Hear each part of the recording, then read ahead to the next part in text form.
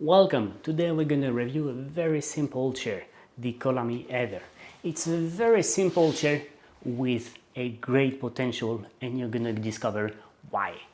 Same promise as usual, independent review. The manufacturer sends me the chair, but I don't promise anything in terms of content, in terms of sales, in terms of commercial link, in terms of nothing. Welcome! I'm Olivier Girard, ergonomist, posture therapist, author of the Posture Manual, creator of the Posture Academy. This chair is the perfect illustration of what I'm telling to my designer friends for a long time, which is that, chair design is a bad business because we know how to design a chair. I mean, at some point, a chair is meant to comfortably support your pelvis, end of the story. And we know how to do this. And this chair proves it. Now, let's see how it does it. The chair has very few controls. Here on the right side, we have the height adjustment. You see, I don't touch the floor, and at the minimum position, I'm at, say, my slightly lower than my minimum height when I'm bare feet. Maximum height, you see, my heels are off the ground, so probably you can be easily 185, 190, and the chair will still be okay in terms of height. Left hand side, we have here the seat pan adjustment, and we also have the tilt lock or unlock function. You see, there's no resistance of the tilt mechanism. This is what we call the automatic adjustment mechanisms.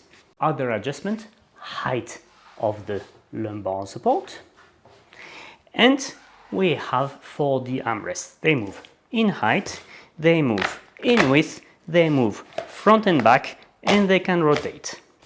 I haven't spoken to the designers of this chair, but if I should summarize the underlying idea, I would say two things. One, simplicity, meaning not too many controls. Number two, maybe even number one, comfort. This is a striking feature on the chair. Two things are extremely comfortable. The seat pan here, when you sit here, you immediately feel extreme comfort. That's, ridiculously comfortable.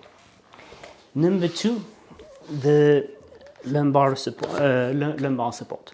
You see, the lumbar support on many mesh chairs is made of plastic, and you really feel that, there's some, pressure points behind your belt on sensitive areas, bony areas.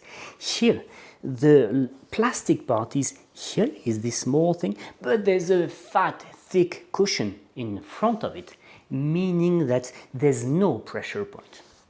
The lumbar support itself will have a certain aggressivity, but, this aggressivity is, maximum when the seat pan is at the minimum depth. And you see, at the minimum depth, 50% of the Caucasian population, have 2 to 3 fingers behind my knee fold.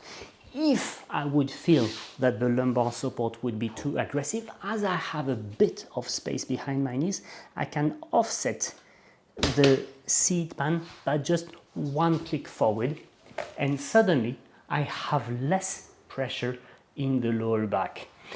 And this leads us to an interesting discussion on this seat depth adjustment. I told you that I don't want, in other videos, that I don't want a gap here, because if there's a gap, like I could do here, when I sit on the cushion, I'm not on the backrest, and therefore I slouch. But between the minimum and the moment when the gap appears, there's a range. And throughout this range, you will feel that there's less and less pressure from the lumbar support, i.e., in some way, less and less transfer of your weight on the backrest. But you should always balance the transfer of your weight with your comfort. If transferring maximum weight means you have painful, support from the backrest, well, you lose more than you win. So in this case, you shift the seat pan a little bit forward, you readjust your posture, and that's good enough for you not to slouch. At the minimum height, the armrests are just below my forearms, so no problem for me. Someone who would have long arms may be disturbed by them, but honestly it's fairly easy to either not mount them when you get the chair or to get rid of them by the various adjustments. So the armrests are, good, and especially good for a chair of that price. Now regarding the tilt tension knob, which is here, you see I'm 60 something kilograms, 62 I guess, and this is perfect for me. It's well adjusted. I had this chair tested by a big guy with a piriformis syndrome, found the seat man comfortable, and this chair seemed to adjust also quite well. But careful, it's a chair without a headrest, so it's not a chair meant to recline, because you pay that in your lower cervical spine. Yeah? So that tilt function is something to find a bit of relaxation when someone comes to your office and speaks to you, but that's it. So all in all, what are the extremely good things about this chair? Price, comfort. And this is why this is a chair that I really recommend for home use and potentially for office use. Now, as every chair which is sold online, there's a downside, which is that you cannot test it. And in other videos I've said that you should not buy a chair without testing it first, which I maintain.